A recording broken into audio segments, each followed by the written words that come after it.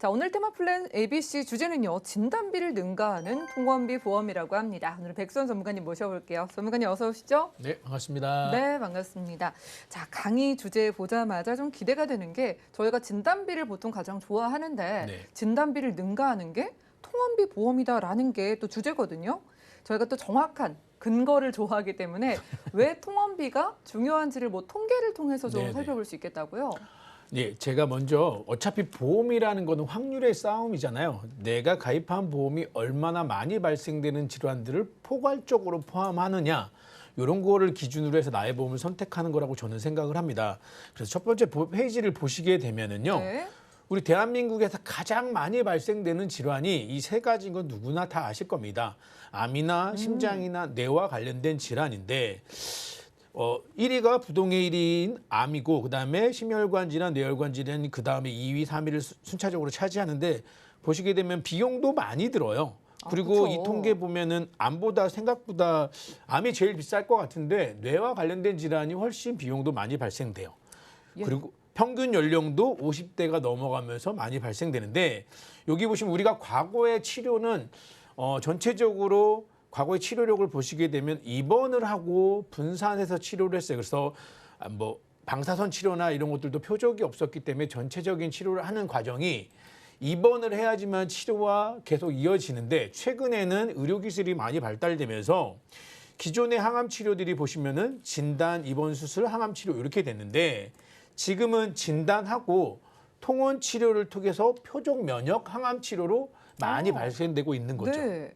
그러게요. 지금 저희가 가장 뭐 다들 무서워하는 게 암, 뇌, 그렇죠. 심장 쪽 3대 질환인데 저희가 뭐 예전엔 당연히 입원을 하고 치료를 했는데 요즘 뭐 암에 걸리신 분들이 그냥 왔다 갔다 하시면서 치료를 하는 걸 보면은 통원이 굉장히 좀 많아지긴 했나 봐요. 네, 저도 이런 통계 자료 준비하면서 그런 생각을 네. 많이 하게 됐습니다. 그래서 그러면 암만 관련돼서 그런 거냐 하면 전체적인 한번 내용을 한번 봐보도록 하겠습니다. 제가 이제 타이틀을 지금은 통원 시대라고 말씀을 드렸는데 2015년도부터 18년도까지 통계 보게 되면은요.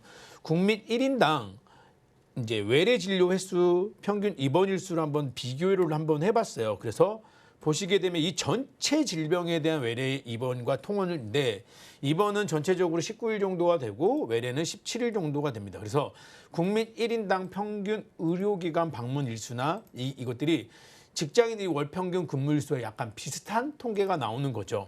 그래서 그 다음 장을 보시게 되면은 1인당 연간 의료기관 방문 횟수를 90년대부터 19년도까지 한번 비교를 한번 해봤더니 전체적인 이제 병원을 방문하는 횟수가 90년도에는 7.9일 정도 나왔어요. 근데 그게 2019년도 20년 거의 20년 정도 된 거죠. 차이를 봤더니 한 3배 정도가 뛰게 된 거죠. 그래서 21.2일을 방문하게 됐는데 그중에 보니까 외래일 수가 훨씬 많이 늘어나고 있다.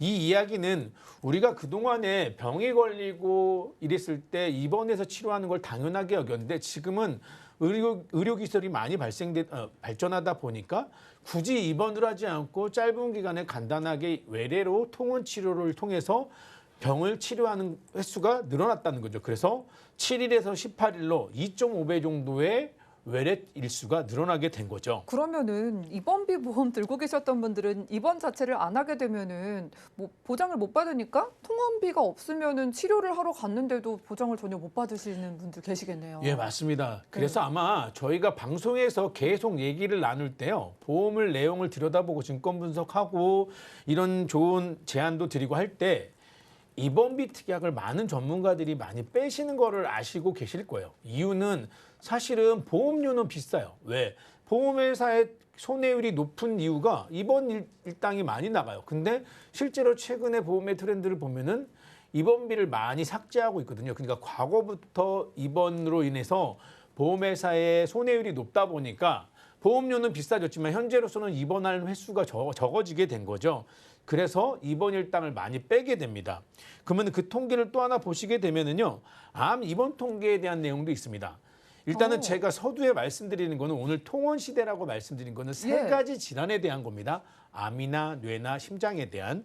그래서 암에 걸린 경우 평균 입원 기간을 한번 통계적으로 보시게 되면은 이제 위암부터 해가지고 여러 가지 암들에 대해서 가장 많이 발생되는 암들에 대해서 2011년도부터 17년도까지 통계를 보게 되면은 평균적으로 2011년도는 한 11.5일이 나왔고요. 2017년도에는 9일. 입원 일수가 감소하고 있다는 거죠. 근데 이 자료를 보시게 되면은 아실 게요. 우리가 암 발병이 높아지기도 했지만은요. 그만큼 암은 생존 기간이 5년 동안 얼마나 생존했냐 굉장히 중요한 포인트거든요. 근데 생존 일수도 늘어났어요. 그리고 사망하는 확률도 많이 줄어들었습니다.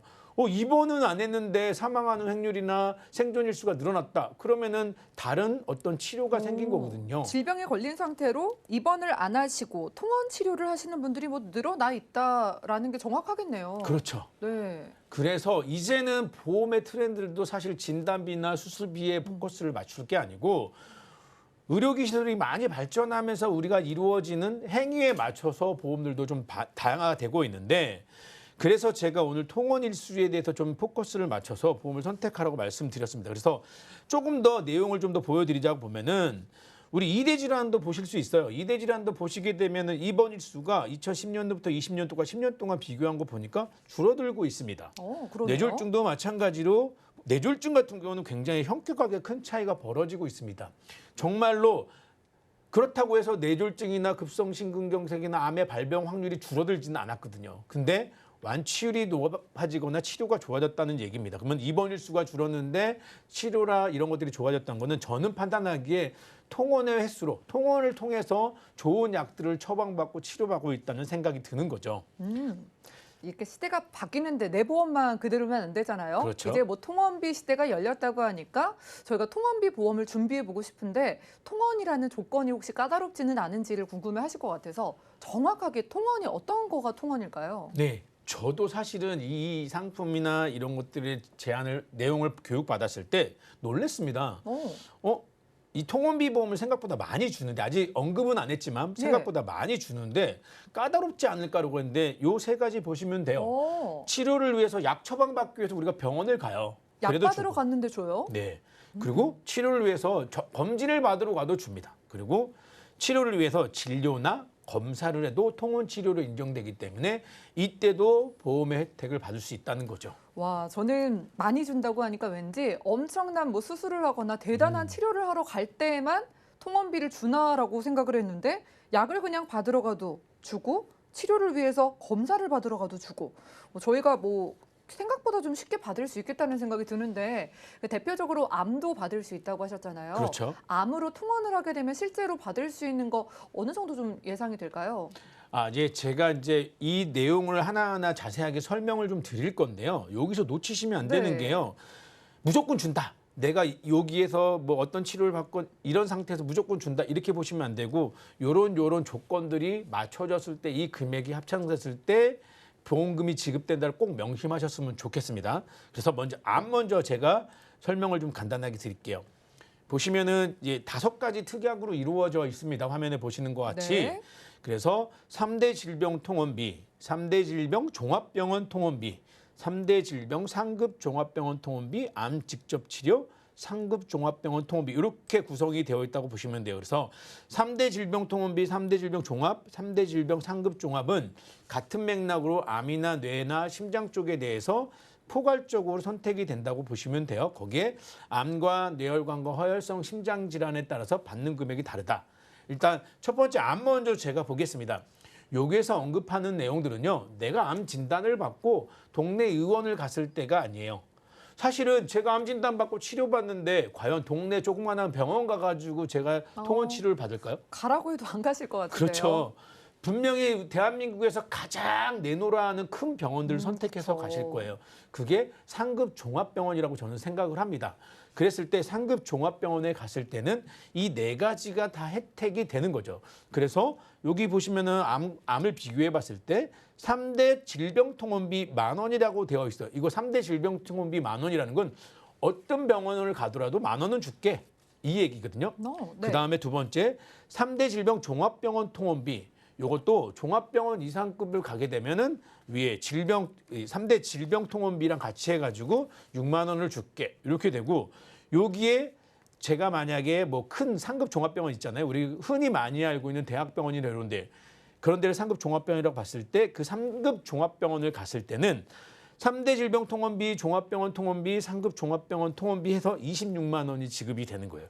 거기에다가 네 번째 항목은 암 치료 직접 상급 종합병원 통원비라는 걸로 26만 원 해서 46만 원이 지급이 되는 거죠. 와, 그럼 한 번 암으로 인해서 통원을 하게 됐을 때 매번 46만 원씩을 받을 수 있는 거네요? 그렇죠. 그러니까 굉장히 혜택이 큽니다. 네. 그러면 우리가 통원비 실비보험 많이 아실 거예요. 실비보험을 통원으로 봤을 때 보통 네. 180일 기준을 잡거든요. 근데 아쉬운 거는 180일 다 주면 아마 이 회사가 망할 수 있겠죠. 그렇죠. 그러니까 180일까지는 안 두고 1년에 최대 30일까지 지급이 된다. 오, 그게 어디예요? 그렇죠. 30일을 만약에 지급받았다 그러면 암 같은 경우 상급 종합병원으로 통원 치료를 받았다. 그러면 1,380만 원을 1년 동안 받으실 수가 있어요.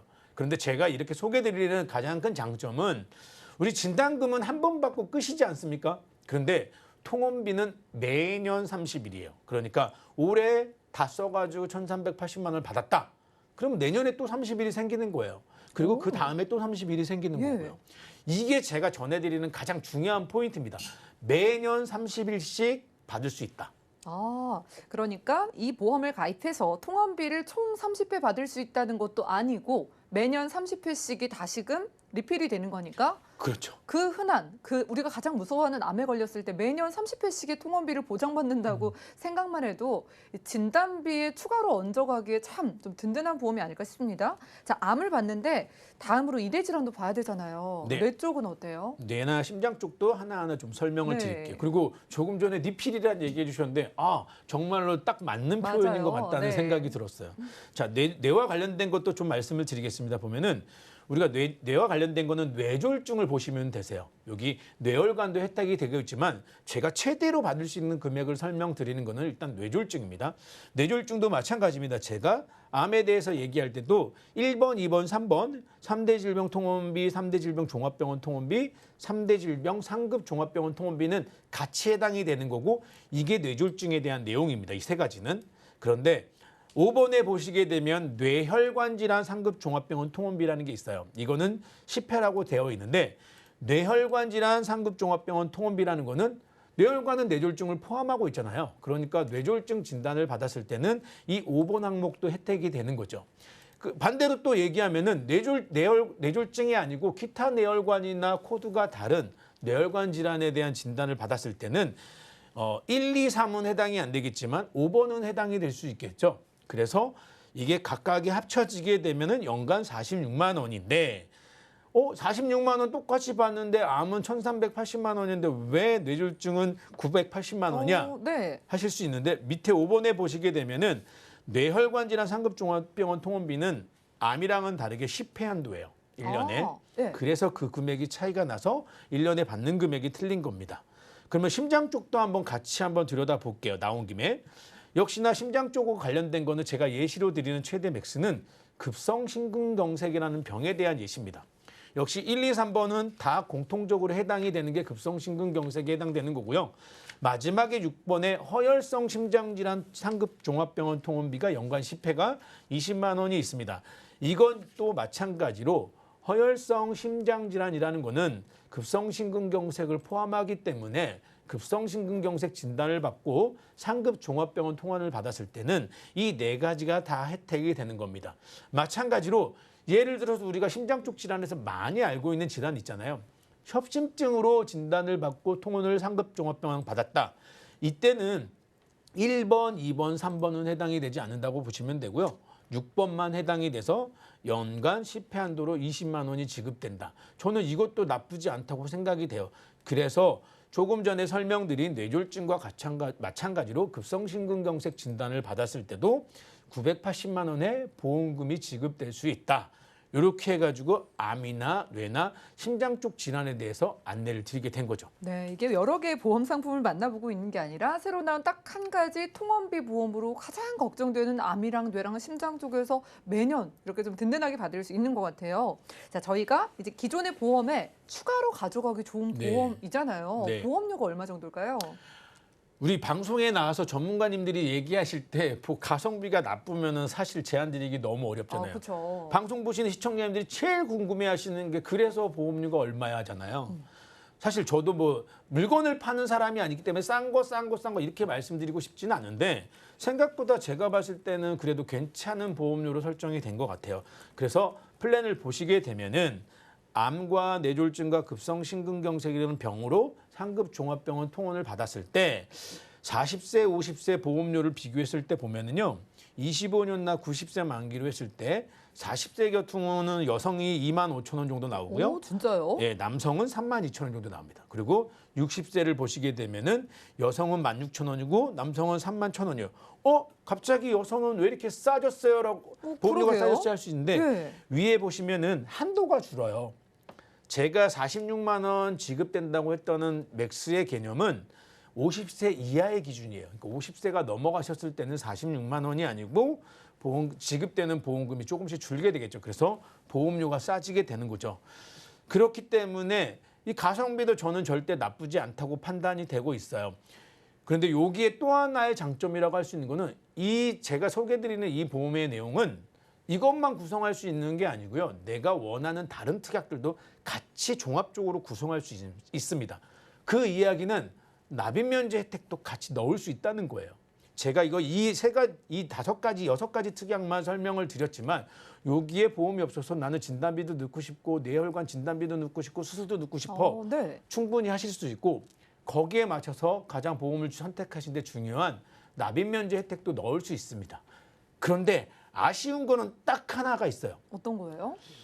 이거 제일 제가 좀 아쉽긴 한데 네. 뭐 보험회사 입장이라 하면 저도 이해가 가는 게 유병력자는 사실 가입하기 어려우실 수도 있습니다. 결국 건강채만 또 이제 가져갈 수 있는 상품이네요. 그게 너무 아쉬워요. 그만큼 또 좋다는 거 아니겠습니까? 그렇죠. 장점이 너무 많아서 저희가 핵심 정리를 한번 해보면 좋을 것 같아서 최종 정리로 이번에 새로 나온 통원비 보험 매력 좀 정리해 주시죠.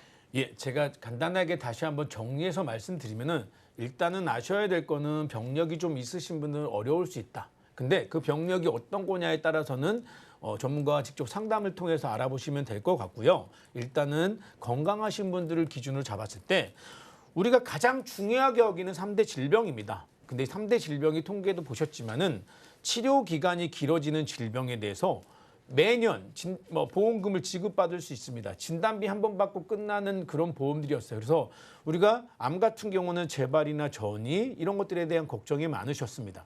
뇌혈관이나 뇌졸중이나 이런 질환들도 수술이 재발돼 가지고 약을 오랫동안 복용하는 케이스들이 많이 생겨요. 이런 경우에 진단비 한 번 받고 걱정하는 걸 대비하셔 가지고 그 3가지 질환에 대해서는 저는 단언컨대 실비만큼 많은 활용도가 있다고 생각이 됩니다. 그래서 가성비 통원비 플랜을 선택하셨으면 좋겠는데 다시 한번 말씀드리지만 병력이 있으신 분들은 자세한 상담을 통해서만 확인하실 수 있으니까 일단 건강하신 분들이라고 하면은 기존의 암보험이나 이런 게 있으셔가지고 뭔가 보완을 하겠다. 저는 적극적으로 이 제안을 추천드릴 수 있을 것 같습니다.